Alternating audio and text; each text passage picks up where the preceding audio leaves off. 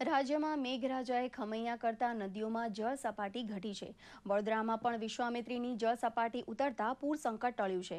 બચાવ કામગીરી લગભગ પૂર્ણ થઈ ગઈ છે અને જનજીવન ફરી સામાન્ય થવાની દિશામાં છે। પ્રસ્તુત છે એક અહેવાલ। બુધવારે 34 ફૂટની જળસપાટીના રૌદ્ર રૂપે વહી રહેલી વિશ્વામિત્રીમાં પૂરના પાણી ઓસરતા વડોદરા સહિત નદીકાંઠા વિસ્તાર પર તોળાઈ રહેલું સંકટ હાલ ટળ્યું છે। વિશ્વામિત્રીની જળસપાટી 29 ફૂટની નીચી સપાટીએ પહોંચી છે। આજવા બંધની સપાટી 213.80 ફૂટના સ્તરે સ્થિર છે। પાણી ઓસરતા વડોદરા શહેર અને જિલ્લાના લોકો રાહત અનુભવી રહ્યા છે। વડોદરા શહેરના કાલાઘોડા સહિતના તમામ પુલ ટ્રાફિક માટે ખુલ્લા મુકાયા છે।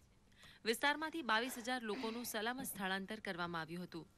આજની તારીખમાં અત્યારની તારીખમાં વિશ્વામિત્રી નદીની સપાટી જે છે ખૂબ એમાં ઘટાડો થયો છે અને અત્યારે 28 ફૂટ જેટલું નોંધાયો છે અને હજુ એમાં સતત ઘટાડો થઈ રહ્યો છે અને સ્થિતિ એકદમ સામાન્ય તરફ જઈ રહી છે।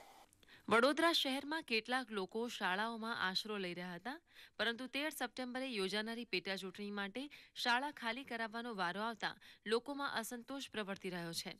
વિસ્તારમાં પૂરના પાણી ઓસરતા જનજીવન થાળે પડી રહ્યું હતું અને કોર્પોરેશનને રોગચાળો ન ફેલાય તે માટે ખાસ સ્વચ્છતા અભિયાન છેડી દીધું હતું।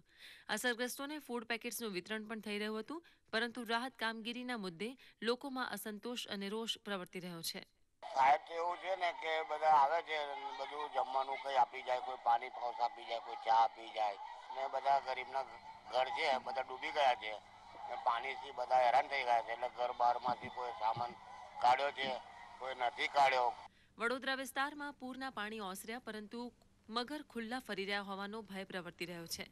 સમા સાવલી રોડ પર મગર દેખા દેતા વન વિભાગની ટીમ દોડી ગઈ હતી।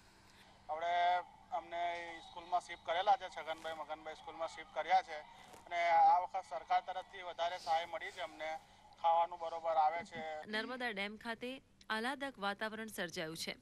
મોટી સંખ્યામાં પ્રવાસીઓ નિસર્ગ આનંદ લેવા અહીં ઉમટી પડ્યા હતા। દરમિયાન ઢાઢર નદીનું જળસ્તર 101 ફૂટની ભયજનક સપાટીએ પહોંચતા જંબુસર વિસ્તારમાં ગામોને એલર્ટ કરવામાં આવ્યા હતા। જૂનાગઢ વિસ્તારમાં 3 ઇંચ જેટલો સાર્વત્રિક વરસાદ નોંધાયો હતો। વંથલીના ઓઝત વિયર બંધના 3 દરવાજા ખોલવામાં આવતા નીચાણના વિસ્તારના 4 ગામને એલર્ટ કરવામાં આવ્યા હતા। ખારા ડેમના 14 દરવાજા પણ 2 ફૂટ ખોલવામાં આવ્યા હતા। સાબરકાંઠામાં પણ વરસાદે હાજરી પુરાવી હતી। પોરબંદરમાં 3 ઇંચ જેટલો વરસાદ નોંધાયો હતો। દૂરદર્શન સમાચાર, અમદાવાદ।